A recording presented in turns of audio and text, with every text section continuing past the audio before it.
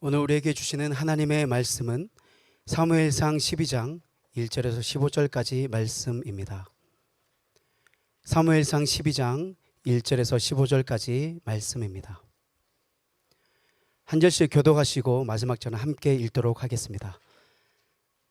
사무엘이 온 이스라엘에게 이르되 보라, 너희가 내게 한 말을 내가 다 듣고 너희 위에 왕을 세웠더니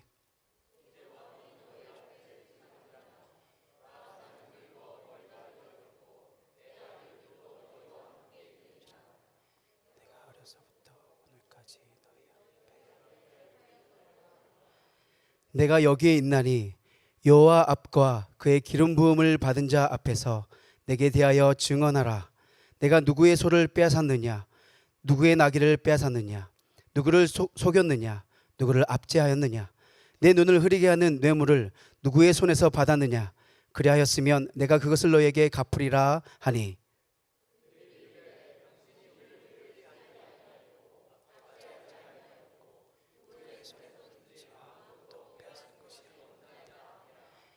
사무엘이 백성에게 이르되 너희가 내 손에서 아무것도 찾아낸 것이 없음을 여호와께서 너희에게 대하여 증언하시며 그의 기름 부음을 받은 자도 오늘 증언하느니라니.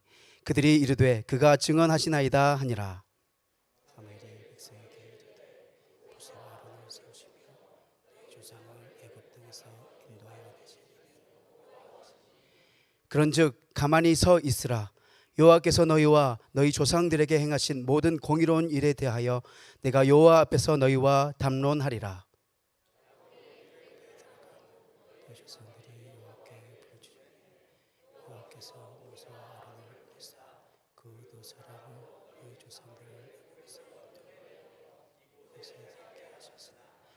그들이 그들의 하나님 여호와를 잊은지라.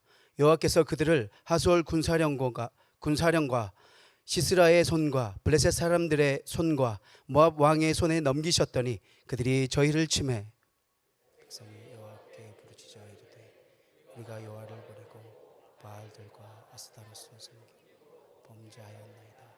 그러나 이제 우리를 원수들의 손에서 건져내소서.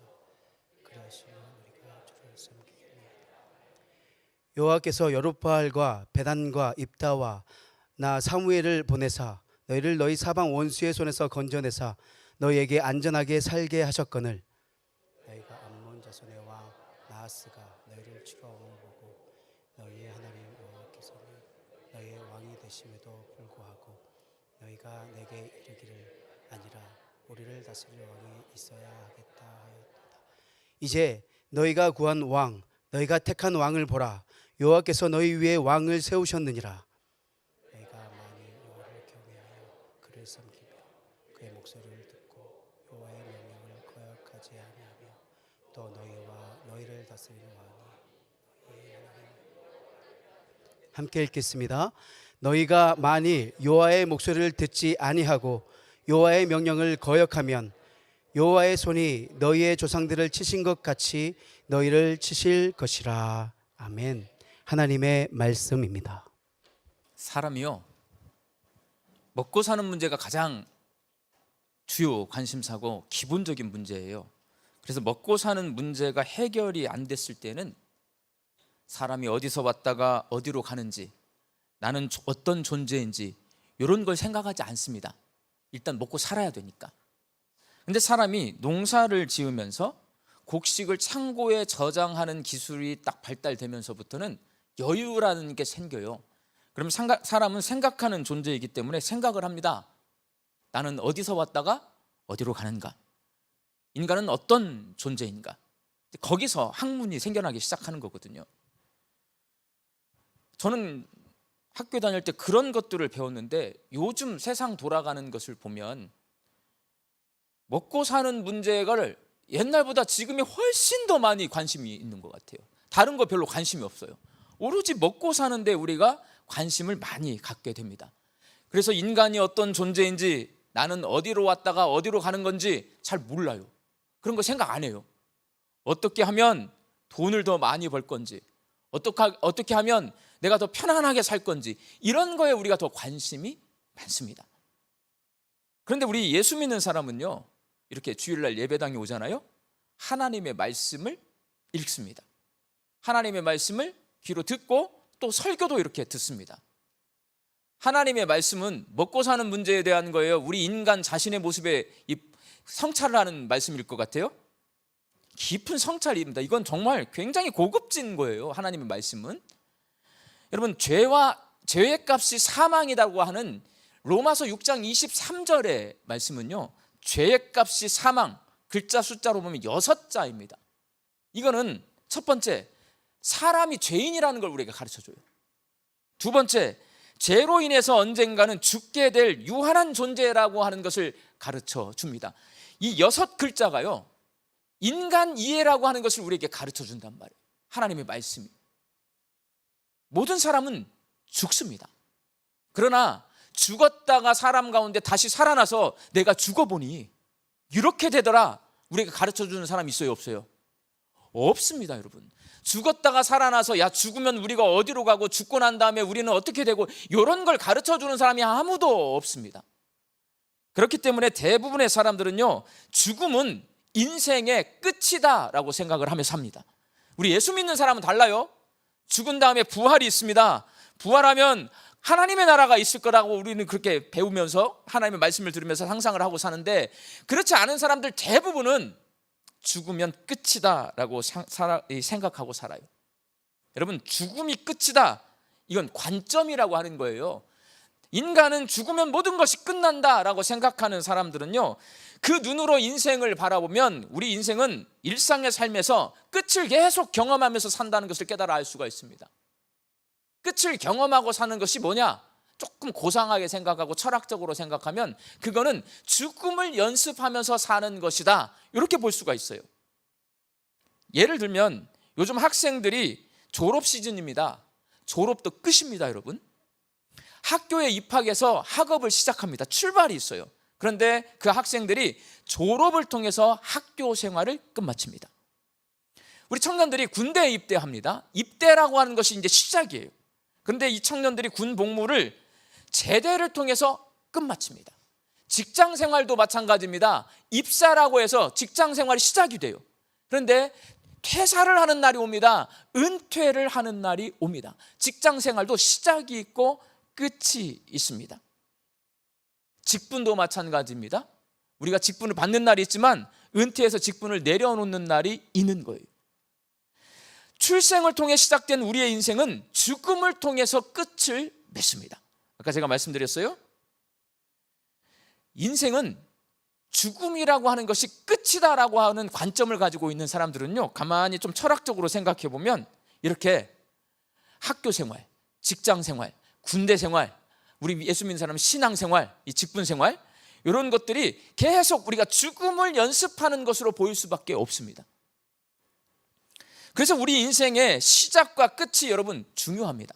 잘 시작해야 되고 잘 끝마쳐야 합니다. 제가 광주 양림교회에서 지금 목회한 지가 이제 한 2달 조금 넘었어요. 이제 시작이에요. 자, 시작을 지금 잘했어요, 잘못했어요? 제가 말한 게 아니고 여러분이 잘했다고 그랬어요. 네, 여러분이 잘했다고 그랬어요. 제가 잘했다고 하면 제가 죄만한 사람인데, 여러분이 잘했다고 하니 뭐 제가 잘하고 있는 것 같아요. 네. 자, 시작을 잘 했어요. 그런데 여러분, 잘 끝마쳐야 됩니다. 제가 시작 잘하면 기쁘고 즐겁고 보람을 누리면서 지금 양림교회에서 앞으로 목회를 할 것 같아요. 그렇지만 그렇다고 해서 잘 끝나는 거 아니에요. 제가 최선을 다해서 목회를 해야 마무리를 잘 할 수 있습니다. 오늘 본문 말씀이요, 사무엘의 고별 설교입니다. 마지막 설교예요. 사무엘서 12장은 사무엘이 마지막으로 이스라엘 백성들 앞에 고별 설교하고 있는 거예요.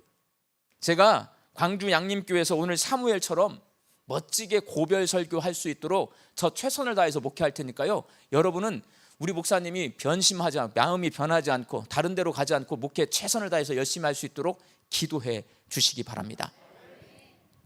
사무엘은 불임으로 고통받던 어머니의 한나가 기도로 낳은 믿음의 아들입니다. 엄마 젖을 떼자마자 실로의 성막에서 시작된 이 하나님의 사사로서의 그의 사역이요, 오늘 사무엘상 12장의 고별 설교를 통해서 마무리가 됩니다. 그러나 사무엘은 앞으로 은퇴를 한다고 해서, 고별 설교를 했다고 해서 사역이 끝나는 게 아니에요. 지금 사울왕을 세웠는데 사무엘은 다윗왕도 기름 부어 세워요. 앞으로 사역이 남아 있습니다. 그래서 완벽한 은퇴는 아닙니다. 그렇지만 오늘 본문 말씀의 고별 설교를 끝으로 사무엘에게 무슨 일이 벌어지냐? 사무엘서가 이스라엘 왕들의 이야기를 써놓은 역사서라고 했는데 1장에서 12장까지 올 때까지 왕들의 이야기가 안 나와요. 누구의 이야기가 써 있어요? 사무엘의 이야기가 써 있어요. 그래서 사무엘서는 지금까지 누가 주인공이냐면 사무엘이 주인공입니다. 오늘 고별 설교를 끝으로 그 주인공의 자리에서 사무엘이 내려옵니다. 그리고 사울왕, 다윗왕, 다른 이스라엘의 왕들이 주인공으로 등장합니다.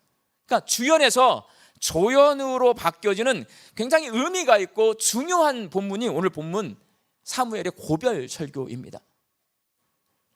저는 교육전도사 시절부터 지금까지 제가 설교 준비하면서 계산을 해보니까 사역지를 총 4번 옮겼습니다. 그러면서 고별 설교를 4번 했어요. 양림교회가 5번째 사역지인 거예요. 그러니까 앞에 4번 지금 고별 설교를 하면서 여기까지 온 거예요. 교육전도사 시절에 고별 설교 분명히 했거든요. 되게 이렇게 많은 사람이 쳐다보는데 고별 설교 했어요. 무슨 설교를 했지? 생각날까요? 안 날까요? 생각이 안 나요. 제가 부목사로 2번 있으면서 이제 교회로 옮겼어요. 그러면서 고별 설교 또 2번 했습니다. 생각이 하나도 나지 않아요. 그러면 그 고별 설교가 제 어딘가 컴퓨터에 남아있냐 보니까 저는 성격 유형이 뭔가 자료를 남겨놓지 않아요. 다 휴지통에 다 넣어버려요. 고별 설교와의 설교문이 없더라고요. 그래서 무슨 설교를 했는지 생각이 안 나는데 양림교회 지금 부임해서 2달 보름째 됐습니다. 떠나온 지 2달 보름째 됐어요. 앞에 교회에서 고별 설교했던 것은 생각이 나요. 아직 2달밖에 안 됐으니까. 앞에 교회에서 고별 설교를 뭘 했지? 제가 이 설교를 준비하면서 이렇게 생각해 보니까 2013년 7월 7일 날 앞에 교회를 제가 부임했어요. 그러면서 부임 설교를 했는데 제목이 맛있는 교회, 멋있는 교회예요. 복음의 맛을 내는 맛있는 교회. 제가 목회하면서 여러분 저랑 맛있는 교회를 만들어 갑시다. 복음의 빛을 발하는 멋있는 교회 만들어 갑시다. 그렇게 제가 부임 설교하면서 맛있는 교회, 멋있는 교회를 설교했더라고요. 10년을 목회했어요. 고별 설교를 하면서 여기 양림교회로 온 거잖아요. 그러면 제가 10년 동안 맛있는 교회, 멋있는 교회를 여러분과 함께 만들어 왔는지 한번 뭘 하는 거예요? 회고해요. 제 고별 설교를 통해서. 제가 지난 10년 동안 여기서 사역했는데 제가 맛있는 교회, 멋있는 교회를 만들어 왔는지 한번 회고해 봅시다. 회고했더라고요. 그렇게 회고를 하고 나서 제가 권면합니다.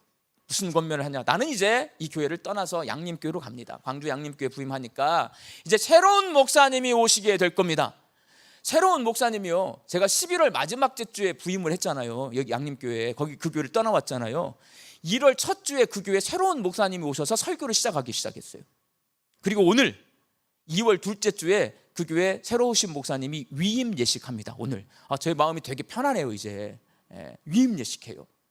그 새로 오신 목사님이 앞으로 오실 텐데 여러분 그 새로 오신 목사님과 유명한 교회 되지 말고 대형 교회 되지 말고 복음의 맛과 멋을 내는 맛있는 교회, 멋있는 교회가 되어 주십시오. 권면했어요. 회고와 권면.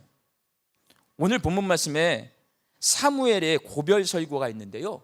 이 사무엘의 고별 설교 사무엘상 15장을 가만히 들여다보면 12장 들여다보면 회고와 권면으로 이루어졌습니다. 먼저 사무엘은 지난날의 자기 사역을 회고하면서 이렇게 말하고 있습니다. 오늘 보면 3절 말씀이에요. 내가 누구의 소를 빼앗았느냐, 누구의 나귀를 빼앗았느냐, 누구를 속였느냐, 누구를 압제했느냐, 내 눈을 흐리게 하는 뇌물을 누구의 손에서 받았느냐, 그리하였으면 내가 그것을 너희에게 갚으리라. 사무엘이 수십 년 동안 사사로 살았습니다. 자신의 인생을 뒤돌아보면서 마지막 고별 설교에서 내가 너희들한테 뭔가를 빼앗은 적이 없다. 너희 위에 군림한 적이 없다. 나는 다른 나라 왕들처럼 백성 위에 군림하지 아니하고 너희들을 돌보며 섬기며 하나님의 사역을 지금까지 감당해왔다. 회고하고 있습니다.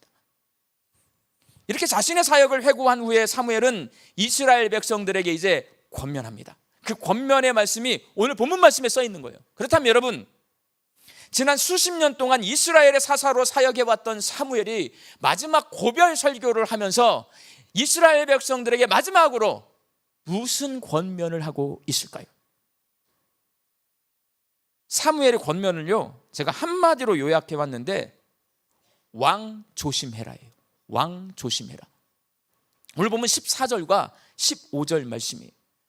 너희와 너희를 다스리는 왕이 너희의 하나님 여호와를 따르면 좋겠지만은 너희가 만일 여호와의 목소리를 듣지 아니하고 여호와의 명령을 거역하면 여호와의 손이 너희의 조상들을 치신 것 같이 너희를 치실 것이라. 사무엘은 이스라엘 백성의 요청에 의해 세워진 왕이 하나님 잘 섬기고 하나님의 말씀에 순종하면 좋겠지만 그렇지 않을 수가 있다는 거예요.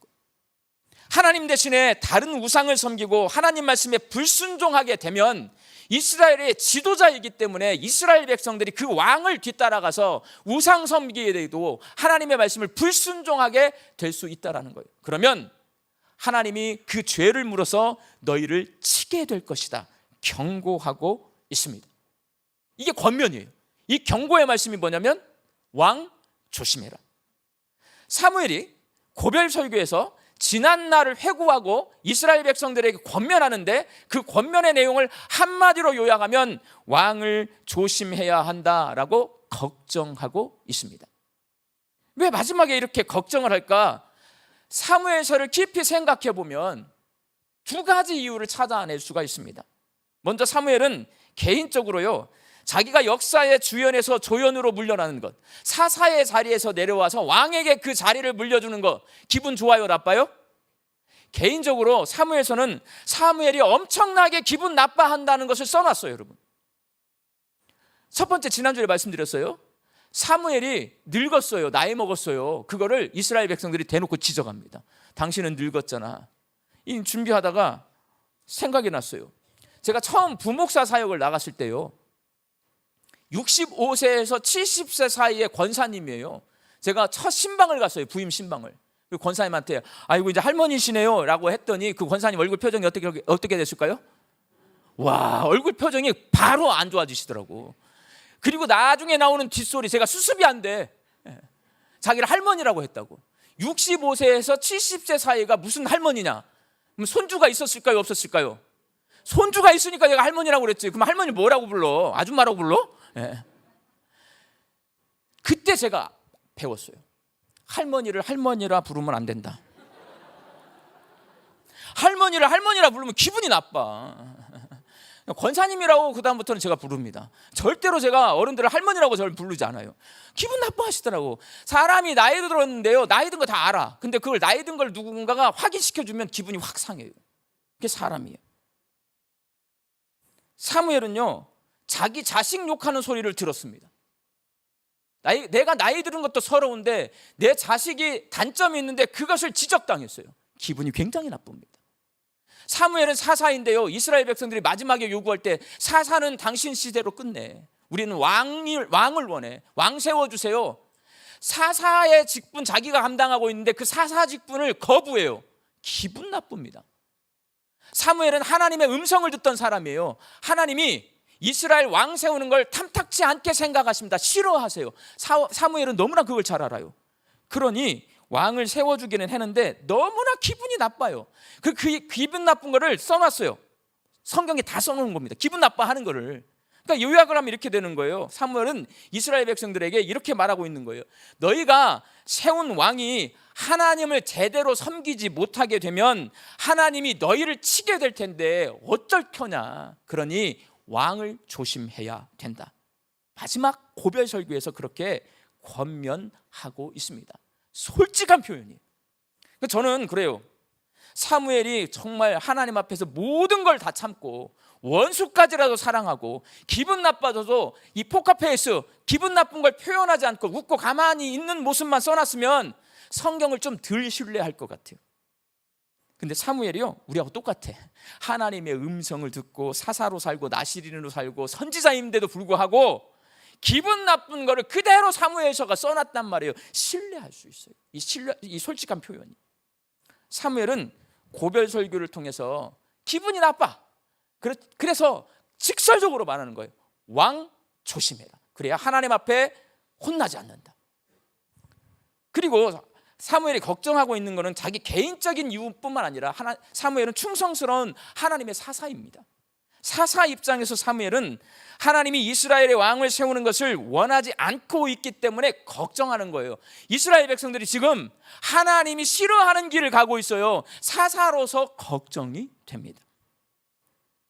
우리나라 대통령이 선거를 통해서 당선이 되면 대통령이 보통 새벽에 당선이 되잖아요. 우리가 자고 있을 때 텔레비전을 보고 있으면요, 박수치고 꽃다발 걸어주고 막 환호를 합니다. 그렇게 당선이 돼요. 제가 지난주에 양림동에 아침 묵상 설교할 때에 말씀드렸어요. 사울왕이 이스라엘 첫 번째 왕으로 세워지는 그 선출 당일날의 모습은요, 굉장히 이상합니다, 여러분. 사무엘은 이스라엘 백성들에게 뭐라고 말을 하면서 왕을 세워주냐면, 너희가 하나님을 버리고 왕을 세우고 있다라고 말을 해요. 왕을 세워주면서 이거 하나님 버리는 일이야 라고 말을 해요. 축복의 메시지예요, 저주의 메시지예요? 왕이 서는데 거기에 모여있는 1000명씩 12,000명이 모여있거든요. 그 사람들에게 이거는 너희가 하나님 버리는 행동이다, 이런 저주의 말을 하면서 왕을 세웁니다. 그리고 왕이 세워졌을 때요, 사울왕에게 다 충성을 맹세해야 되는데 사무엘서를 읽어보면 그렇지 않아요, 여러분. 사울왕을 신뢰하지 못하는 사람이 사울왕 면전에다 대고 뭐라고 말을 하냐면, 네가 어떻게 우리를 구원할 수 있겠느냐? 네가 우리 지도할 수 있어? 네가 우리의 지도자가 될 수 있어? 우리를 잘 인도할 수 있어? 이렇게 무시하고 멸시하는 말을 사울에게 말을 했는데 그걸 그대로 사무엘서에 써놨어요. 그렇게 하나님을 버리면서 내가 왕이 돼요. 나를 멸시하고 나를 따르지 않는 사람들이 많이 있어요. 이러니까 부담이 되고요, 두려워요. 그러니까 사울왕이 왕으로 세워지는 그때에 어떻게 하냐? 짐꾸러미 뒤에 서 있습니다. 제가 광주 양림교회 목사로, 담임 목사, 위임 목사로 부임했어요. 위임 목사가 이 자리에 딱 서가지고 여러분 저와 함께 신앙생활 열심히 하십시다, 이렇게 해야지. 위임 목사로 딱 세워졌는데 저 뒤에 구석지에 앉아가지고 두렵고 떨면서 거기 앉아있으면 여러분 저 따라올 거예요? 안 그렇잖아요. 근데 사울왕이 세워지는 모습은 그렇단 말이에요.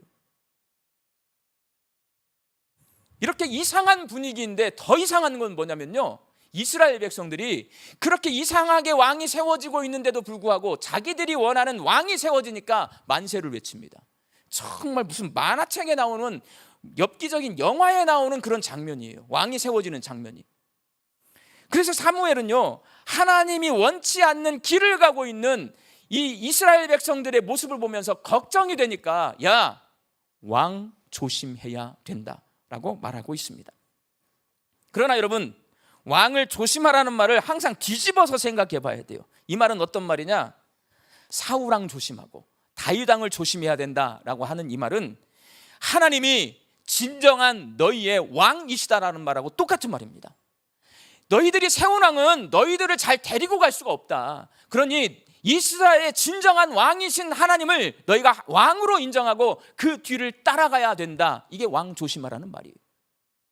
오늘 보면 6절 말씀이에요. 사무엘이 백성에게 이르되 모세와 아론을 세우시며 너희 조상들을 애굽 땅에서 인도하여 내신 이는 여호와이시니. 사무엘은 사울왕을 세워놓고요, 자기가 고별 설교를 하면서 뭐라고 설교를 하냐면, 모세와 아론을 통해 이스라엘 백성을 애굽의 종살이에서 해방시켜 주시고 가나안 땅에 살게 해주시고 주변 나라들이 괴롭힐 때에 사사들을 세워서 그 나라를 구원해 주신, 이스라엘을 구원해 주신 분이 누구냐? 하나님이시다는 거예요. 그 하나님이 너희의 진정한 왕이시고 너희들을 안전하게 인도해 주실 것이다. 마지막으로 고별 설교하고 있습니다. 멋져요, 안 멋져요? 멋져요. 아주 멋진 고별 설교를 하고 있습니다. 근데 여러분 생각해 보세요. 대통령이 당선이 됐어요. 막 박수치고 막 환호하는데 제가 딱 목사가 하나 나타나서 이 대통령 조심해야 됩니다 하면 어떻게 돼요? 지금 대통령을 내가 막 뭐라고 하면서 이 대통령 조심해야 됩니다 하면 제가 아마 지금쯤 광주지방법원에 가 있지 않을까요? 고등법원에 가 있을 것 같아. 예. 그런 거잖아요. 어려운 말 하고 있습니다.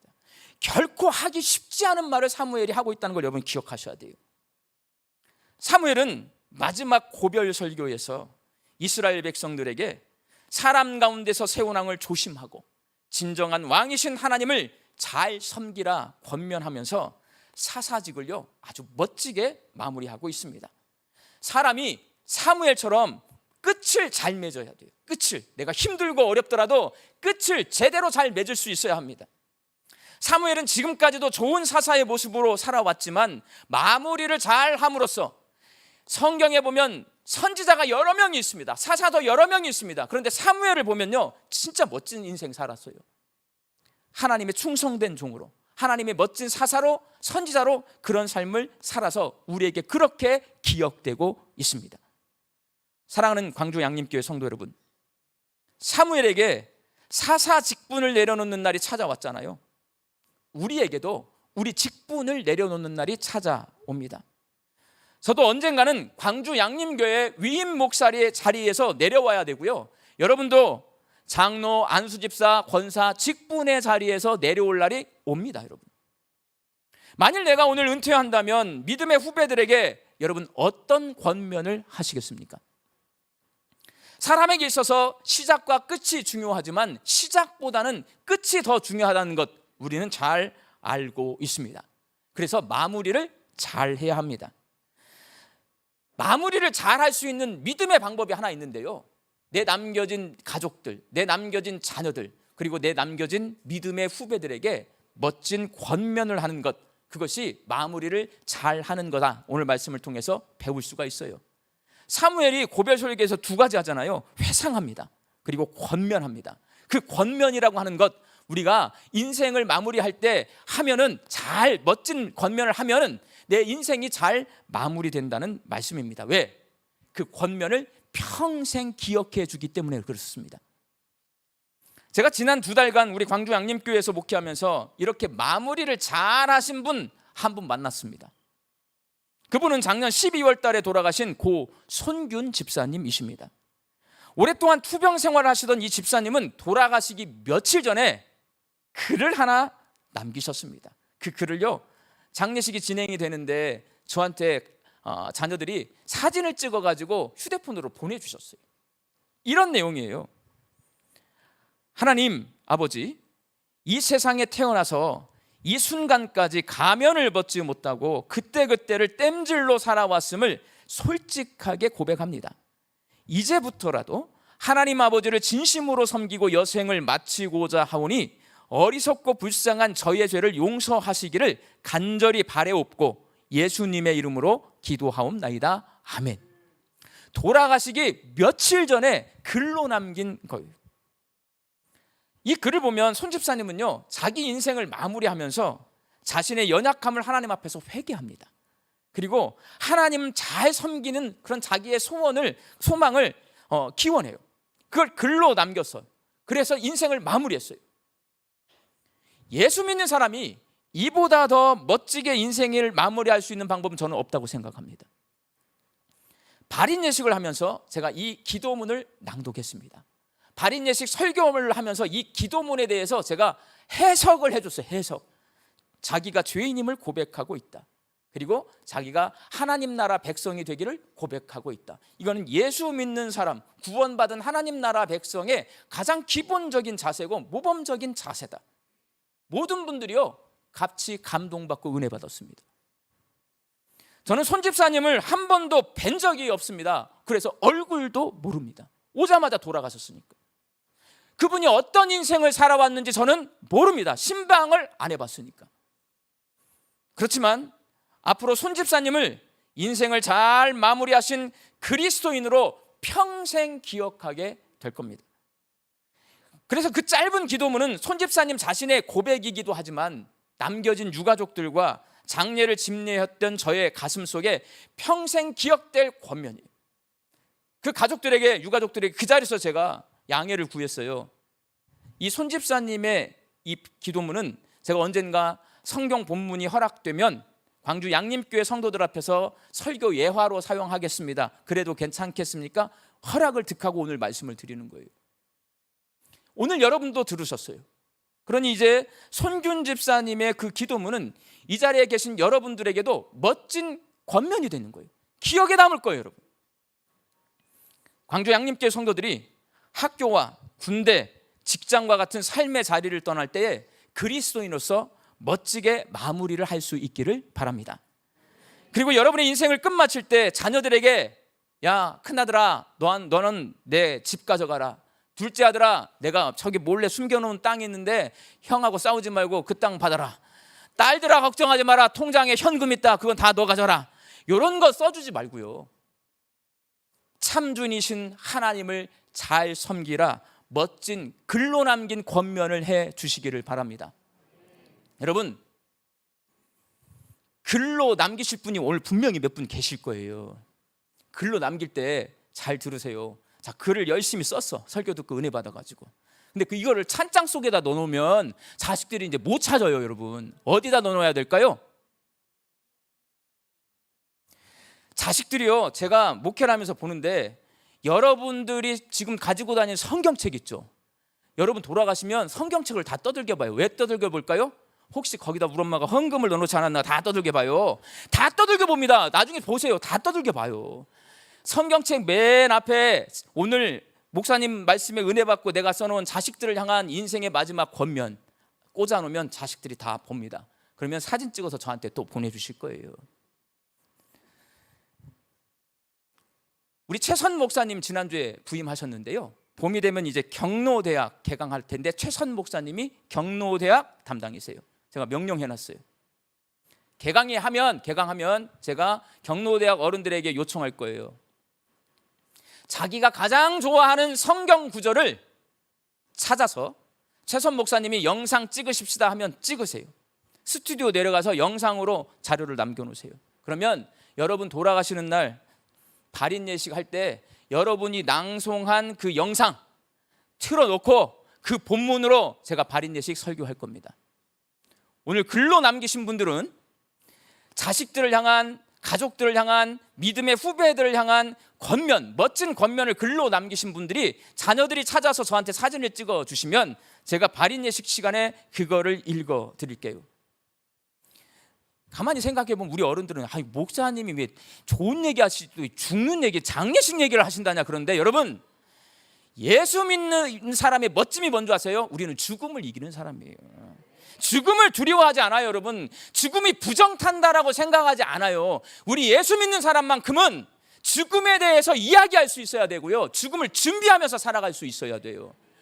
여러분의 멋진 발인 예식을 꼭 준비해 주시기 바랍니다.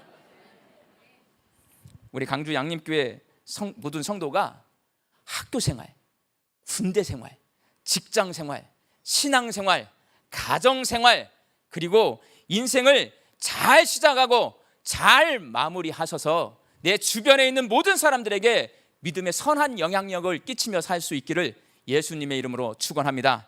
기도하겠습니다. 하나님, 부족하고 연약한 저희들이지만 내 삶의 참 주인이신 하나님 앞에서 멋지게 살기를 소망합니다. 내 인생을 되돌아보며 회고할 때에 후회와 아쉬움이 아니라 감사와 기쁨이 충만한 인생을 살게 하여 주시고 학교 생활, 군대 생활, 직장 생활, 신앙 생활, 가정 생활을 잘 마무리하면서 가족과 자녀와 내 주변에 있는 사람들에게 진심 어린 권면을 할 수 있고 믿음의 선한 영향력을 끼칠 수 있는 삶을 살게 하여 주옵소서. 그리고 사무엘처럼 인생을 잘 마무리할 수 있는 믿음의 삶을 살게 하여 주옵소서. 예수님의 이름으로 기도하옵나이다. 아멘.